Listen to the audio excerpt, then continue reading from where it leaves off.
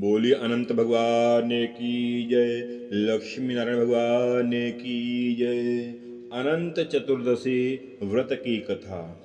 सूत जी ने कहा, पूर्व काल में श्री गंगा जी के तट पर धर्मवीर युधिष्ठिर ने वीर जरासंध को मारने के लिए राजसूय यज्ञ प्रारंभ किया। उस युधिष्ठिर ने श्री कृष्णचंद्र के सहित भीमसेन, अर्जुन आदि भाइयों के साथ अनेकों रत्नों से शोभित मोती जड़ी हुई स्वर्ण की समान विशाल भारी यज्ञशाला बनवाई और उसमें यज्ञ के लिए संपूर्ण राजाओं को अनेक प्रकार से प्रयत्न करके बुलाया। एक दिन गंधारी के गर्भ से उत्पन्न राजा धृतराष्ट्र का पुत्र, जो दुर्योधन नाम से विख्यात था, उस यज्ञशाला में आया।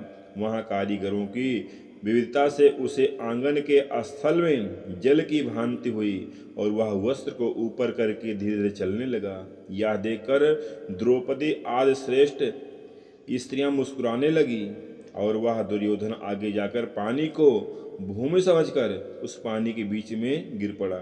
यह देखकर संपूर्ण राजा लोग, ऋषिगण, तपस्वी और द्रौपदी आदि स्त्रियां हंसने लगी। यह देखकर राजाओं का भी राजा दुर्योधन क्रोधित होकर अपनी मामा शकुनी के पास अपने से कहने लगा, मामा श्री, हमें यहाँ पे रुकना नहीं चाहिए। उस समय शकुनी ने अत्यंत मीठी वाणी से कहा, हे राजन, अभी बहुत कार्य करना है, इसलिए आप क्रोध न करें। हे राजेंद्र, यज्ञशाला में चलने के लिए उठिए। तब ऐसा ही हो, यह कहकर दुर्योधन यज्ञशाला में चला। यज्ञ संपूर्ण होने पर राजा लोग यज्ञशाला से अपने अपने राज्यों में जाने लगे। तदंतर दुर्योधन की राजाओं के साथ हस्तिनापुर में आया। वहाँ पांडव के श्रेष्ठ पुत्र युधिष्ठिर, भीमसेन, अर्जुन आदि को बुलाया और अपने राज्य में जाकर जुआ खेलने लगा। उस जुए में निष्पाप पांडवों का संपूर्ण धन और राज्याद जीत लिया। तब भाइयों के सहित युधिष्ठिर बड़ी विपत्ति को प्राप्त हुए, जंगलों में वंचरों के समान रहने लगे। पांडवों के इस समाचार को सुनकर भाइयों सहित युधिष्ठिर को देखने की इच्छा से जगदीश्वर श्री कृष्ण जी वहां गए। सूत जी ने कहा, दुख से अत्यंत दुर्बल होकर वन में रहते हुए पांडवों ने श्री कृष्ण को देखा तो क्रम से पूजन आदि और प्रणाम किया। युधिष्ठिर बोले, हे प्रभु, भाइयों सहित हमको यह अत्यंत दुख प्राप्त हुआ है। इस दुख स्वरूप सागर से हम कैसे छूटेंगे? सो कहिए, कौन से उत्तम देवता का पूजन करें अथवा कौन सा व्रत करें जिससे हमारा राज्य हमें मिले और आपकी कृपा से हमारा कल्याण हो। तब श्री कृष्ण ने कहा, हे युधिष्ठिर, पुरुषों और स्त्रियों के संपूर्ण पापों का नाश करने वाला अत्यंत उत्तम एक अनंत व्रत है। यह भाद्रपद मास के शुक्ल पक्ष की चतुर्दशी को होता है। उस व्रत के अनुष्ठान मात्र से संपूर्ण पापों का नाश होता है। राजा युधिष्ठिर बोले, हे वसुदेव, आपने जो अनंत व्रत कहा वह अनंत व्रत कौन है? मुझसे सत्य कहिए। श्री कृष्ण ने कहा, हे धर्मराज, अनंत हमारा ही नाम है, इसे हमारा ही स्वरूप जानो। सूर्य आदि जितने ग्रह, रूप और काल समय जो भी कहे जाते हैं, ये सब घड़ी, पल, मुहूर्त, दिवस, रात्रि आदि, शुभ पक्ष, मास, ऋतु, वर्ग, युग, काल आदि की व्यवस्था हमको ही जानो। यह जो काल हमने कहा अनंत इस नाम से प्रसिद्ध है, वही काल रूप में पृथ्वी का भार उतारने के लिए इस कृष्ण नाम से उत्पन्न हुआ हूँ। दानवों का नाश करने और साधुओं की रक्षा करने के लिए वसुदेव कुल में मुझे उत्पन्न हुआ जानो। ऐसा वचन सुनकर युधिष्ठिर बोले, हे जानने वाले में श्रेष्ठ अनंत व्रत का महात्म और विधि कहिए। इस व्रत का अनुष्ठान करने वाले प्राणी को क्या पुण्य प्राप्त होता है, क्या लाभ मिलता है, क्या दान किया जाता है और किस देवता की पूजा की जाती है? पूर्व काल में यह अनंत व्रत किसने किया था? मृतलोक में किसके द्वारा स्थापित हुआ, प्रकाशित हुआ? विस्तार सहित इस अनंत व्रत को मुझसे कहिए।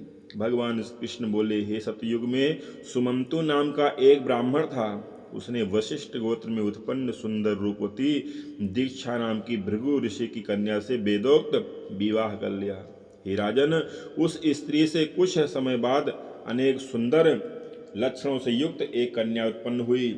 यह शीला नाम की अत्यंत सुशीला कन्या पिता के घर बढ़ने एक दिन उसकी पतिव्रता माता कालजोर के दाह से दुखी होकर नदी के जल में प्राण त्याग कर स्वर्ग चली गई। तदंतर उस सुमंतु नामक ब्राह्मण ने धर्मपुष्प ब्राह्मण की शीला नाम कन्या से विधिवत विवाह किया। वह कन्या नाम से सदृश दुख स्वभाव की कर्कश वचन बोलने वाली और बड़ी प्रचंड थी। इधर वह शीला नाम की कन्या पिता के घर में गृह कार्य करने में बड़ी चतुर हुई। वह दीवालों के बाहर दरवाजों पर स्वास्तिक, शंख, कमल, नीले, पीले, सफेद और काले रंग के अनेकों प्रकार के चित्रों को लिख लिख कर सजाया करती थी। इसके अनेकों अनंतर इसी तरह बहुत दिन बीतने पर कौमार अवस्था को प्राप्त होकर वह कल्याणी शीला पिता के घर में विवाह के योग्य हो गई। उसको देखकर पिता चिंता करने लगा कि यह कन्या पृथ्वी पर किस गुणवान वर को दूं। ऐसा विचार कर दुखी होने लगा। इसी समय मुनियों में उत्तम वेद वेदांग को जानने वाले कौंडिन्य नाम के मुनि विवाह की इच्छा से आए और बोले, मैं तुम्हारी रूप गुणवान कन्या से विवाह करना चाहता हूँ। ऐसा सुनकर कन्या के पिता ने उस दिन ब्राह्मणों में श्रेष्ठ कौंडिन्य को अपनी कन्या दे दी। और हे धर्मराज, सुमंतु ने वेद की विधि से उसका विवाह किया। उस समय वहां पर शुभ मंगलाचार होने लगे, स्त्रियां गीत गाने लगी, ब्राह्मण लोग स्तुतिवाचन करने लगे। इस प्रकार विवाह संपन्न करके ब्राह्मण ने अपनी कर्कशा स्त्री से कहा, दामाद के संतोष के लिए कुछ द्रव्य आदि दहेज में देना चाहिए। ऐसा सुनकर वह कर्कशा क्रोध में आकर घर की शोभा बिगाड़ती हुई जो कुछ था उसे पेटी में बंद करके दामाद से बोले कि आप अपने घर जाइए, हमारे घर में कुछ भी द्रव्य नहीं है। यदि विश्वास न हो तो देख लीजिए। हे पार्थ, ऐसा सुनकर सुमंतु उदास हुए किंतु चुप रहे। उस कन्या ने भोजन से बचे हुए अन्न आदि मार्ग का संबल बनाया। कौंडिन्य मुनि भी नवविवाहिता सुमंतु की कन्या शीला को बैलगाड़ी पर बैठाकर धीरे धीरे मार्ग में चल जाते पवित्र यमुना नदी को देखकर उसके किनारे गाड़ी खड़ी करके शिष्यों को उसकी देख रेख से नियुक्त कर स्वयं स्नान संध्या आवश्यक कार्य करने लगे। मध्याह्न में भोजन के समय रथ से उतरकर नदी किनारे उस शीला ने लाल वस्त्र पहने हुई स्त्रियों के झुंड को देखा। उन स्त्रियों के समूह को चतुर्दशी की भक्ति पूर्वक श्री जनार्दन भगवान की पूजन करते देखकर उनके पास जाकर वह शीला धीरे से पूछने लगी कि हे पूज्य स्त्रियों, यह क्या करती हो?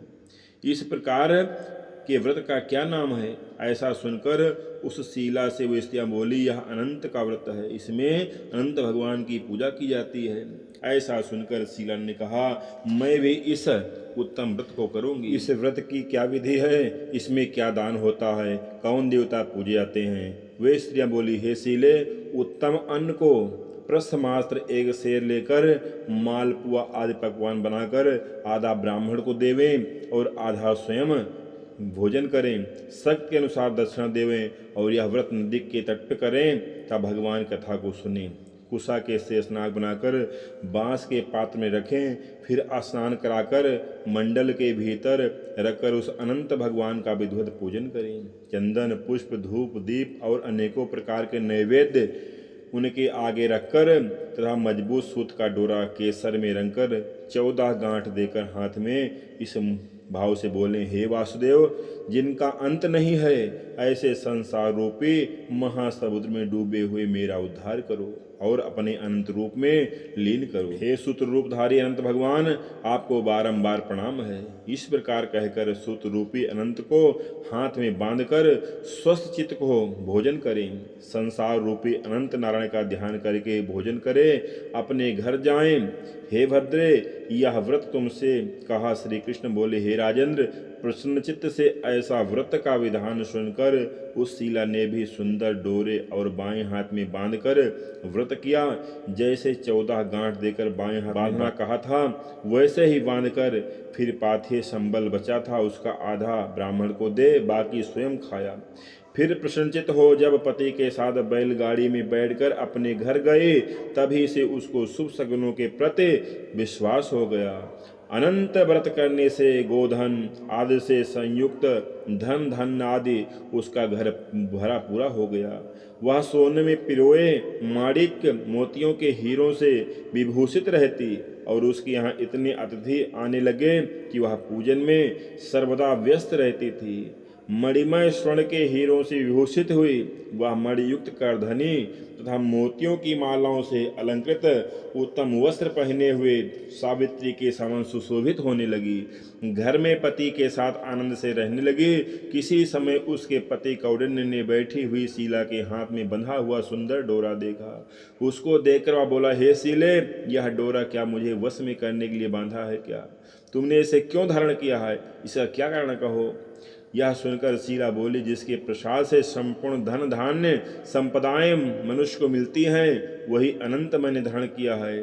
श्री कृष्ण कहते हैं, हे पांडव पुत्र, लक्ष्मी के मद में अंधे हुए शीला के पति उस ब्राह्मण ने शीला का वचन सुनकर उसके डोरे को जल्दी तोड़ डाला और कौन अनंत है ऐसा कहते हुए पापात्मा उस मूर्ख ने डोरा जलती हुई अग्नि में डाल दिया। तब शीला ने व्याकुल होकर हाहाकार करती हुई दौड़कर डोरे को लेकर दूध में डाल दिया, परंतु उस पाप कर्म से उसकी लक्ष्मी क्षीण होने लगी। गौ आदि चोर चुरा ले गए, घर में आग लग गई, धन नष्ट हो गया। जिस प्रकार घर में आया था उसी प्रकार फिर से चला गया। कुटुंब में भी कलह होने लगी, भाइयों में लड़ाई होने लगी। अनंत को फेंकने के पाप से वह दरिद्र घुस गया। हे युधिष्ठिर, उसके साथ संसार में कोई बातचीत न करता। वह शरीर से अतिशय संतप्त हो गया, मन से भी दुखी, बड़े भीषण दुख को प्राप्त हुआ।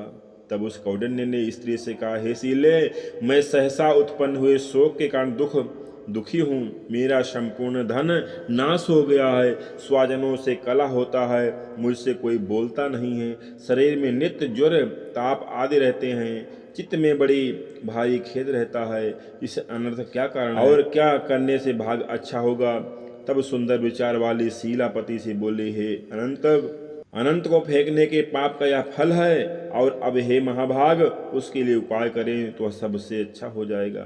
शीला ने ऐसा कहने पर ब्रह्मर्षि मन में हर भगवान का शरण में गए। उनके अनंतर वह कौंडिन्य निर्वेद को प्राप्त होकर वन को चला गया और उत्तम ब्राह्मण वायु का भक्षण कर तप करने लगे। उस परमेश्वर का मन में ध्यान करने लगा, जिसके प्रसाद से मुझे धन आदि मिला, जिसका अपमान करने से मैं निर्धन होकर दुख भोग रहा हूँ। यह सारा धन आदि मुझको अतिशय सुख और दुख देने वाला हुआ। ऐसा विचार करते मन में गहन विचरने लगा।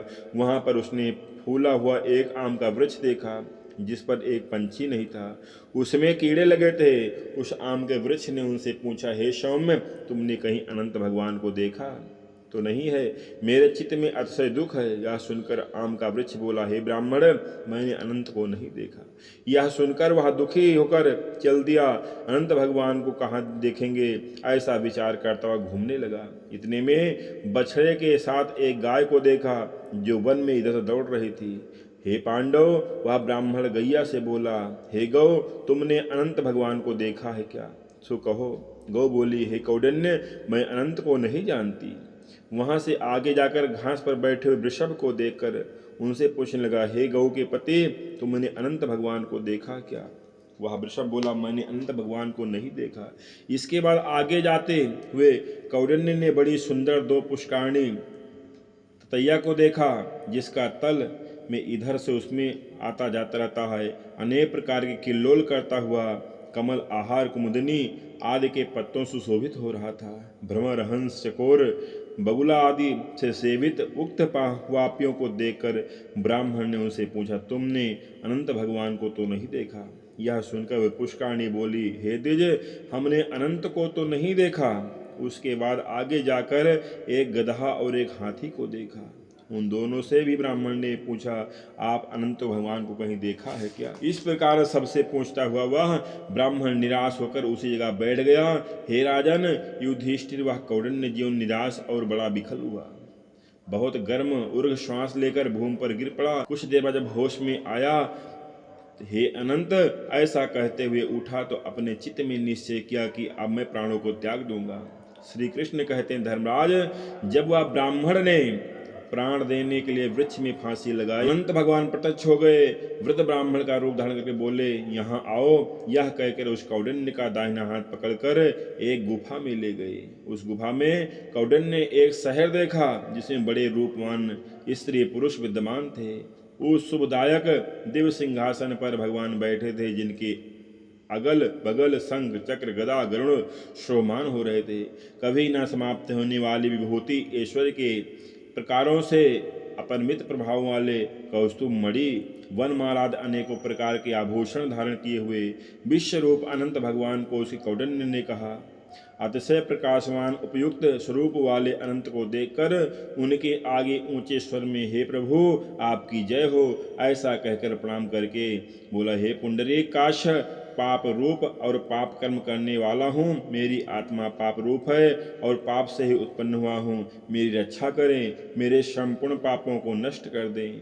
उसका वचन सुनकर अनंत भगवान बड़े कोमल वचन से बोले, हे विवेंद्र डरो मत, जो तुम्हारे मन में है सो कहिए। कौंडिन्य ने कहा, हे प्रभु मैंने धन से उन्मत्त होकर अनंत का डोरा तोड़ डाला, उस पाप कर्म से मेरा धन नष्ट हो गया। घर में अपने जनों से कलह होता है, जिस कारण मुझे कोई बोलता रहता है। इस प्रकार दुखी हो आपके दर्शन की इच्छा से मैं जंगल में फिरने लगा।